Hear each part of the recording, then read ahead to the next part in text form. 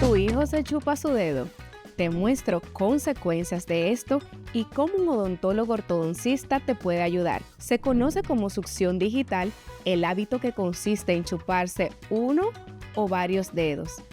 En las primeras semanas de vida, esta práctica es un reflejo normal, pero a medida que pasa el tiempo, es necesario retirar este hábito nocivo que puede lograr que ocurran malformaciones en cara y boca, rechazo social y alteración del desarrollo emocional del niño. ¿Cómo los padres podemos identificar estas alteraciones? Primero, si tiene una mordida abierta anterior, dificultad para poder cerrar la boca. 2. Los dientes superiores se proyectan hacia adelante. 3. Cara alargada, paladar profundo, estrecho y mordida cruzada en los dientes posteriores. Todos estos signos son productos de la presión directa que ejerce el dedo, la modificación de la función de los músculos alrededor de la boca. Corregir un hábito de succión del dedo en el niño es una tarea que conlleva paciencia y esfuerzo por parte de los padres y el especialista.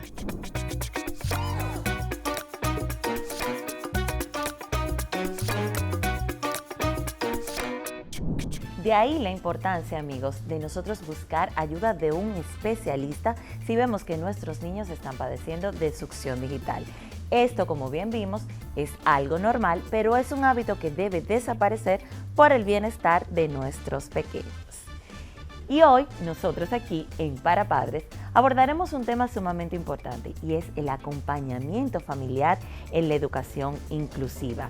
Cómo nosotros desde el amor debemos estar para nuestros niños. Alguien que nos va a hablar de la importancia de ese amor es Bertis Sisa, que nos honra con su presencia en el día de hoy.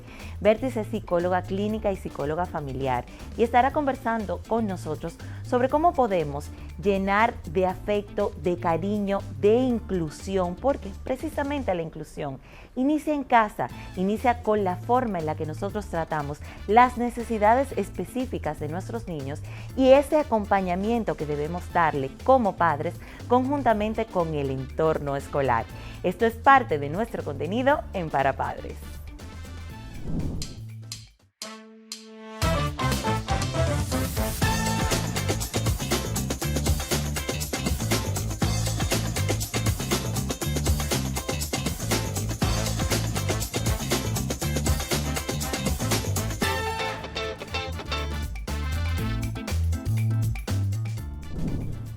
Acompañar a nuestros hijos en su proceso educativo es importante, pero cuando estamos hablando de inclusión, hablamos de más amor, más comprensión y, por supuesto, más dedicación. Por eso hoy queremos compartir con todos ustedes 5 consejos prácticos que les pueden ayudar y hacer la diferencia en el día a día en lo que es el acompañamiento familiar en una educación inclusiva. Infórmate y edúcate sobre la necesidad específica de tu hijo. Comprender el diagnóstico o situación particular te ayudará a tomar decisiones acertadas y ser un apoyo real. Busca información confiable y acércate a profesionales que puedan guiarte en este camino. Establece una comunicación abierta con los docentes y con los especialistas. El trabajo en equipo entre la escuela y la familia es clave. Comparte observaciones, escucha sugerencias y mantén un canal de diálogo constante. También es importante que creemos rutinas en casa, rutinas que refuercen el aprendizaje y la autoestima. Los niños necesitan estructura, pero también necesitan amor y paciencia. Celebra sus logros, por pequeños que parezcan, y bríndale un entorno donde se sienta aceptado, comprendido y sobre todo seguro. Fomenta la empatía entre los hermanos y otros miembros de la familia. La inclusión comienza en casa. Enseña a los demás a valorar las diferencias y a ser parte activa del acompañamiento de forma natural y positiva. Cuida también de ti. Acompañar a un hijo con necesidades específicas puede ser desafiante. Busca redes de apoyos, grupos de padres y acompañamiento profesional. Estar bien es parte también de estar bien para tu hijo. Un dato curioso: ¿sabías que la UNESCO promueve desde 1994 el enfoque de escuelas para todos? Fue en la conferencia de Salamanca donde más de 90 gobiernos firmaron un compromiso para que todos los niños, sin importar sus condiciones o capacidades, aprendan juntos en las mismas aulas. Ese fue un gran paso hacia la educación inclusiva a nivel mundial. Recomendaciones: escucha activa y sin juicio. Establece una rutina flexible. Involúcrate en la escuela.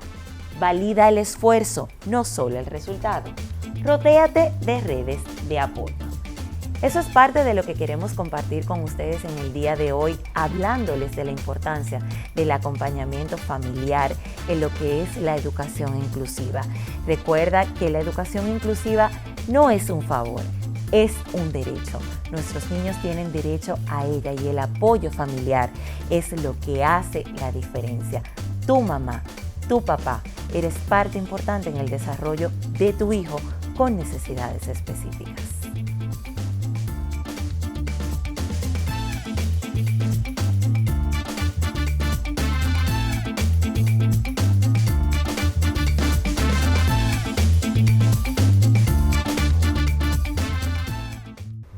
Amigos de Para Padres, gracias por continuar con nosotros. En el día de hoy hemos estado hablando de la importancia del acompañamiento familiar en la educación inclusiva.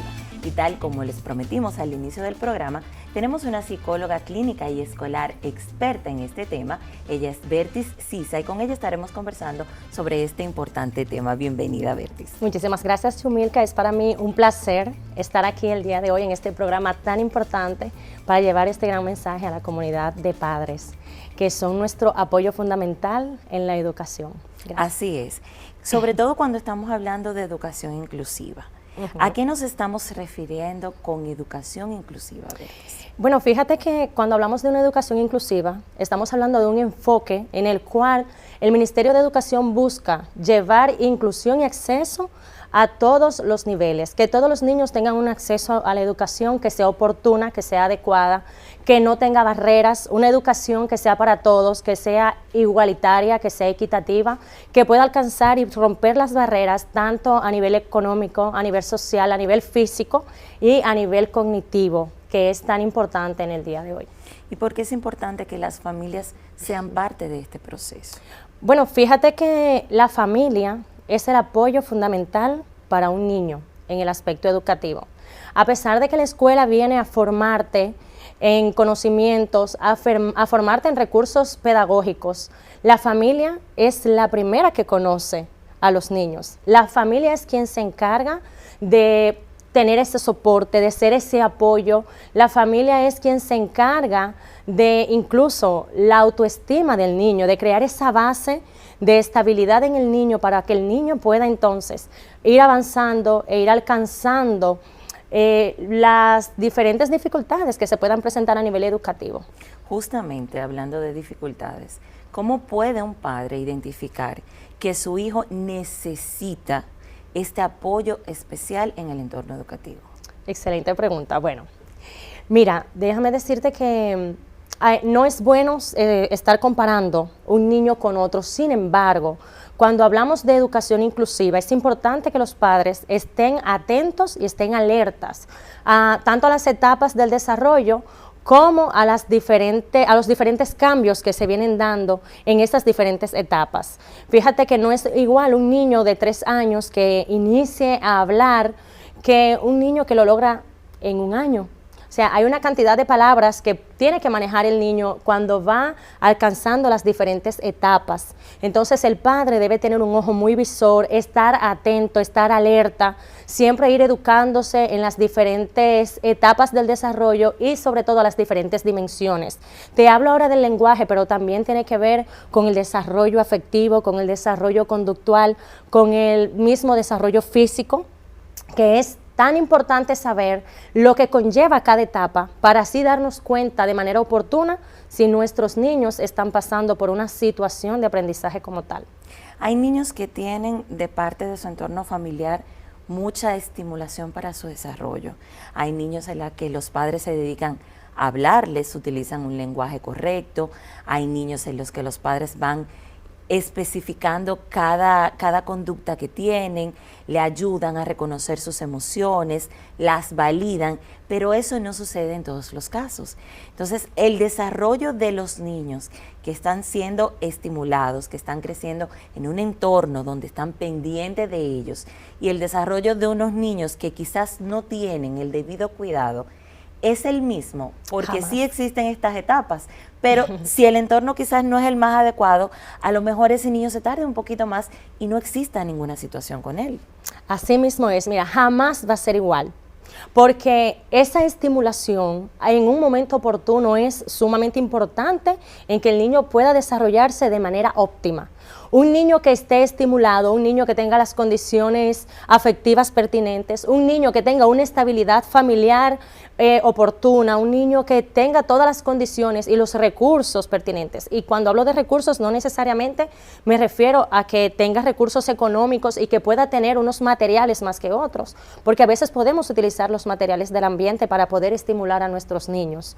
Pero un niño que esté estimulado en un área obviamente va a tener mayor condición, mayor capacidad a nivel cognitivo que un niño que no esté estimulado, un niño que no tenga la atención suficiente por parte de los padres. Claro, tú hablabas justamente de los materiales que muchas veces tenemos en casa, que creemos que necesitamos bloques especiales, una educación especial para poder hacerlo.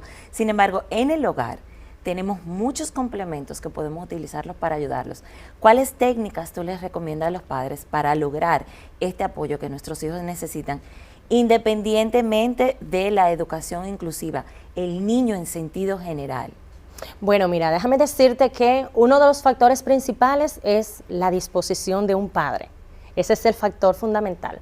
Cuando tú estás dispuesto a que tu niño pueda alcanzar ciertas aptitudes, tú vas a tomar de donde sea. Incluso en el área de la cocina podemos tener granos que con la observación adecuada y el acompañamiento adecuado podemos utilizarlos para contar, para diferenciar colores. No necesariamente tenemos que ir a materiales específicos, sino que apoyarnos también de materiales que tenemos en casa. Hoy en día podemos utilizar bastante la técnica de lápiz y papel, que tanto lo hemos perdido, y con la técnica de lápiz y papel podemos ayudar a nuestros niños en temas de motricidad, lo podemos alfabetizar y oye, te estoy hablando de materiales que son de fácil acceso, lápiz y papel que nuestros niños lo utilizan diariamente para ir a las escuelas. Y como te había dicho, ya en la cocina con los granos, con diferentes artefactos, ya hasta con cucharas tú puedes ir enseñando a los niños a tener una mayor agilidad para tener lo que llamamos equilibrio también, para que los niños puedan aprender terapia ocupacional, que es tan importante, que con un vaso, un plato, una cuchara le estás enseñando al niño cómo poder estar en un espacio donde se requiera una alimentación. Porque es importante que simulemos y modelemos el espacio donde los niños van a estar desarrollándose para así poder utilizar los materiales oportunos. ¿Cuándo debemos nosotros intervenir como padres? Cuando ya nos hemos dado cuenta que nuestro niño no está en el nivel de desarrollo para la etapa en la que se encuentra. ¿Cuándo decimos es necesario buscar ayuda? Acudir inmediatamente al pediatra para que éste nos haga una evaluación inicial y luego nos refiera a los diferentes terapeutas o especialistas exactamente con el que el niño requiera la atención. Lo que sí te digo es que mientras más tiempo vaya pasando, mientras el tiempo avance y el niño no tenga esa atención oportuna, la dificultad se puede agravar. ¿Cuáles serían esos síntomas de alarma? ¿Qué puede ir mostrando, por ejemplo, un niño en las primeras etapas de vida que nos dicen aquí hay algo que no está funcionando correctamente? Bueno, déjame decirte que hay 4 factores fundamentales a nivel conductual, a nivel emocional, a nivel social y a nivel pedagógico o cognitivo. ¿Por qué te hablo de estos 4 factores? A veces, a nivel conductual, nuestros niños hacen rabietas y pataletas que sin ningún motivo pueden realizarla o en el momento que corregimos una conducta. Cuando vemos que estas conductas son repetitivas, tenemos que ponerle un ojo visor a estas conductas. Cuando a nivel afectivo el niño no se relaciona de manera oportuna con los demás o que es muy reprimido, el niño quiere estar solo, se cohíbe, tenemos también que prestar atención, sobre todo en el momento en que está con niños de su misma edad. Cuando a nivel cognitivo le cuesta concentrarse, prestar atención, cuando le cuesta aprender algo que ya en varias ocasiones le has enseñado, porque debe haber primero un proceso de enseñanza. Cuando no se está dando este proceso de enseñanza-aprendizaje, entonces debemos recurrir a una ayuda. ¿Cómo pueden los padres trabajar de manera conjunta ya cuando estamos hablando de que son niños que están en el entorno escolar? ¿Cómo pueden los padres conjuntamente con los docentes trabajar en favor de las necesidades específicas que tiene un niño? Bueno, mira, los padres tienen una responsabilidad fundamental en la evolución del niño. Entonces, los padres deben acceder a ese 50% que le corresponde en la educación de sus hijos, que decimos un 50%, pero para mí es un 80% responsabilidad de los padres. Por ende, el padre debe estar constantemente asistiendo a la escuela para ver el proceso académico que los niños van pasando. También es importante que el padre tenga una comunicación efectiva y afectiva con los docentes, que tenga una comunicación abierta, que sea receptivo también a las sugerencias que el docente o el equipo académico tenga con esos niños. Muchas veces como padres se nos es difícil poder aceptar una realidad, poder aceptar que mi niño tiene una situación, que tiene una necesidad de apoyo. Sin embargo, cuando la escuela y el hogar trabajan de forma conjunta, podemos alcanzar mejores resultados. Yo creo que ese es el primer paso y es un proceso difícil para cualquier padre que pasa incluso por un proceso de duelo, se podría llamar de esta forma, el aceptar que el niño tiene necesidades especiales. Pero ¿qué sucede cuando el padre no acepta esta situación? Las necesidades que ese niño tiene no van a ser cubiertas. No vas a poder ayudarlo, no vas a permitir que él alcance todo el potencial que tiene, porque eso es lo que tenemos que entender. Puede tener una necesidad especial, pero tú eres su mayor recurso. Así mismo es. ¿A cuáles instituciones podemos acercarnos? ¿Quiénes se encuentran en capacidad de ayudar a los niños con necesidades específicas? Qué buena pregunta la que me acabas de realizar. A veces los padres no cuentan con esa información de qué lugares y de manera gratuita podemos contar para que tengamos la información pertinente.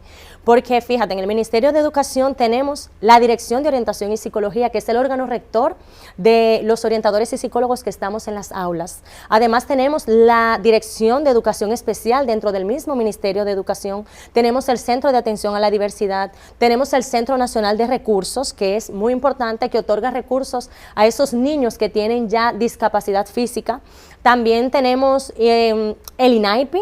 También es una institución que como órgano de la primera infancia puede ayudar a las familias cuando el niño está en el inicio de su desarrollo evolutivo.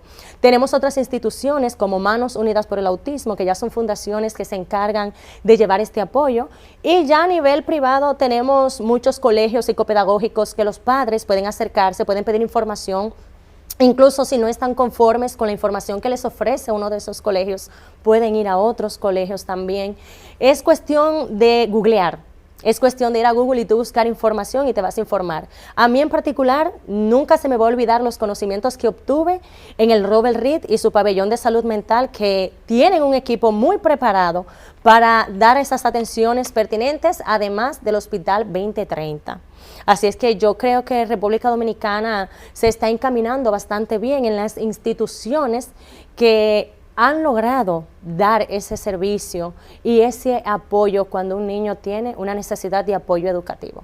Tenemos las instituciones a las cuales podemos acudir, pero todavía tenemos muchas creencias que quizás debemos cambiar nosotros como sociedad. ¿Cuáles crees tú que son estas creencias que pueden ser limitantes a la hora de nosotros ser más inclusivos?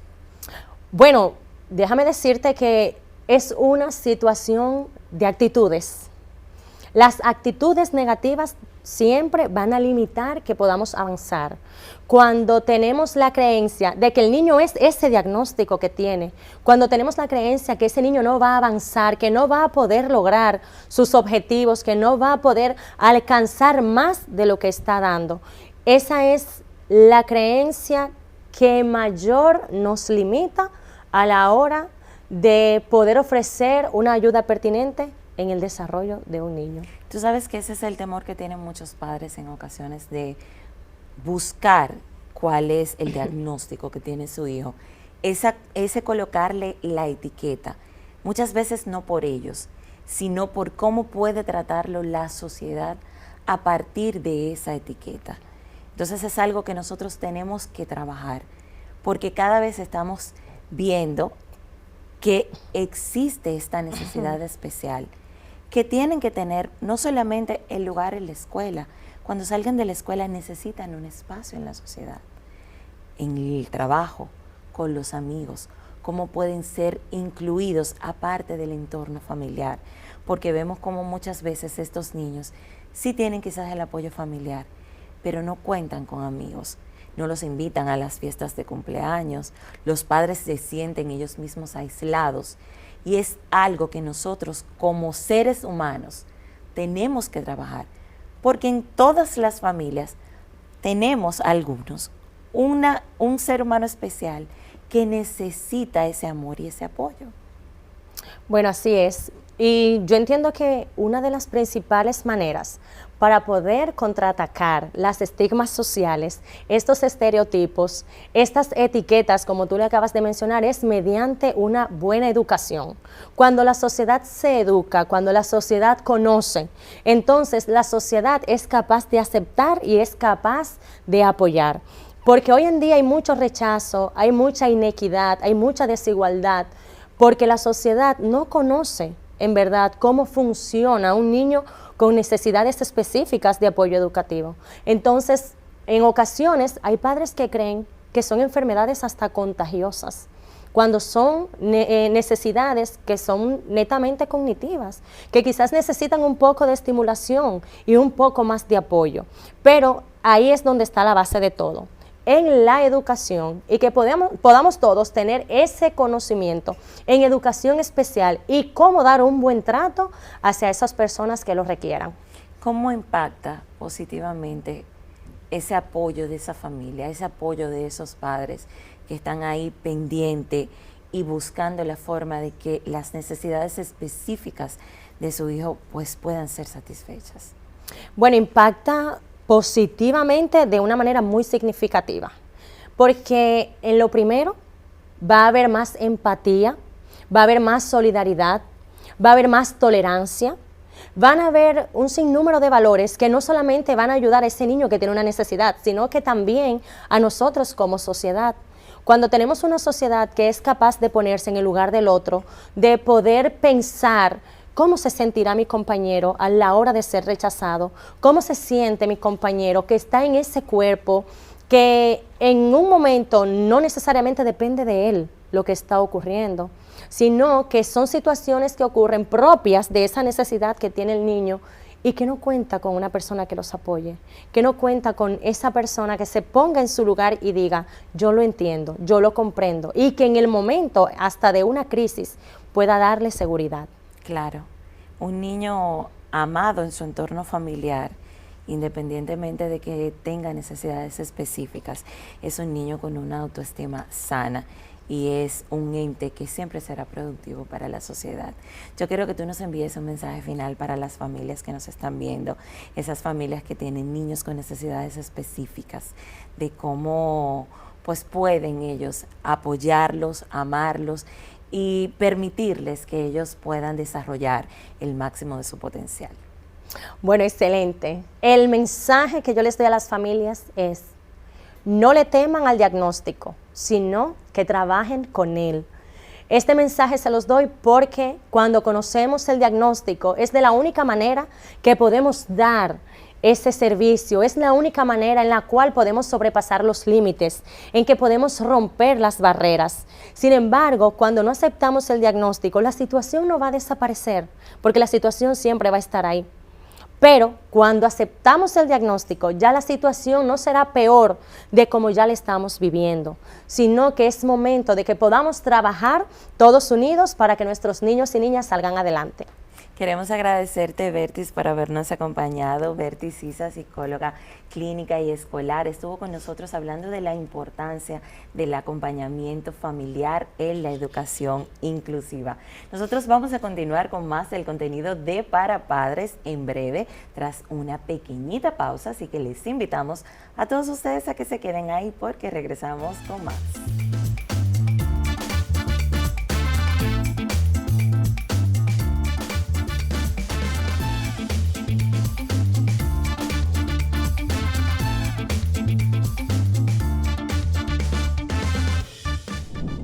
Continuamos con más del contenido de Para Padres en este tema tan importante que es el acompañamiento familiar en la educación inclusiva. Nosotros creemos mucho en este tipo de educación, creemos que debemos cada día abocarnos a ser una sociedad inclusiva, porque la sociedad es de todos, el mundo es de todos y ese sentido de pertenencia es necesario para tener una autoestima sana. Hoy hemos estado conversando con ustedes sobre la importancia de esto y dándoles sobre todo algunos datos específicos.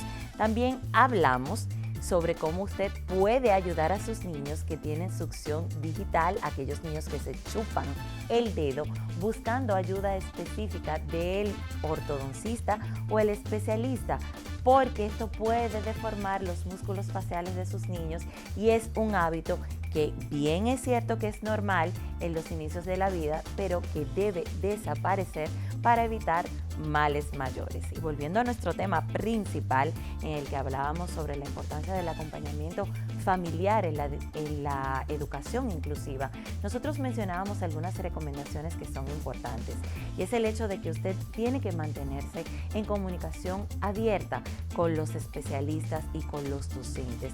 Debe aceptar que su hijo tiene necesidades específicas y hacerlo con amor, crear ese ambiente en la casa donde usted pueda incluir a los hermanos, a los demás familiares, donde el niño se sienta apoyado, se sienta visto, porque esto hará la diferencia en el desarrollo de su hijo con necesidades específicas. También debemos establecer rutinas para estos niños. Es de suma importancia que ellos tengan un orden a través de su día, porque esto los mantiene conectados. Nosotros como padres tenemos el deber de permitirles a ellos pues desarrollarse de la mejor manera posible, y es parte de algunos de los datos que nos dio nuestra invitada del día de hoy, la psicóloga clínica y escolar Bertis Sisa.